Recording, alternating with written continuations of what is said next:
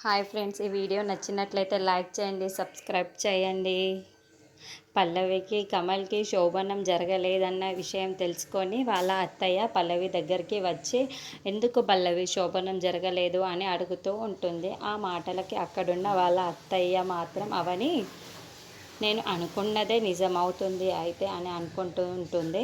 ఇంతలో అక్కడున్న వాళ్ళ అత్తయ్య మాత్రం ఎందుకు జరగలేదు అని చెప్పేసి నిలదీస్తూ ఉంటుంది. ఇంతలో అక్కడున్న వాళ్ళ బామ్మ మాత్రం నేను పల్లవి ఫోన్ మాట్లాడడం వల్ల ఈ విషయం తెలుసుకున్నాను, లేదంటే మనకి ఈ విషయం తెలిసేదే కాదు అని చెప్పేసి అంటూ ఉంటుంది.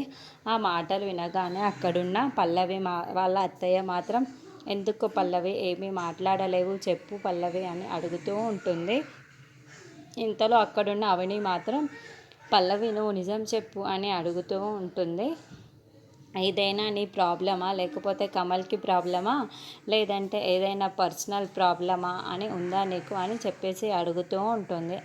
ఆ మాటలు వినగానే అక్కడున్న పల్లవి మాత్రం అవనిని చాలా కోపంగా చూస్తూ ఉంటుంది. ఇప్పుడు వీళ్ళకి ఎలాంటి సమాధానం చెప్పాలి అని చెప్పేసి ఆలోచిస్తూ ఉంటుంది. ఇంతలో అక్కడున్న వాళ్ళ అత్తయ్య మాత్రం చెప్పు పల్లవి, ఎందుకు అలా నిల్చొని ఉండిపోయావు, నీకు శోభనం ఎందుకు జరగలేదు, మేము మీకు మంచి ముహూర్తమే చూసి పెట్టాము కదా, ఈ ముహూర్తాన్ని మీరు ఎందుకు జరుపుకోలేదు అని చెప్పేసి నిలదీస్తూ ఉంటుంది.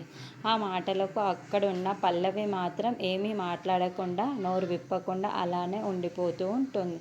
ఇంతలో అక్కడున్న వాళ్ళ బామ్మ మాత్రం చెప్పవే, నిజం చెప్పవే అని అడుగుతూ ఉంటుంది.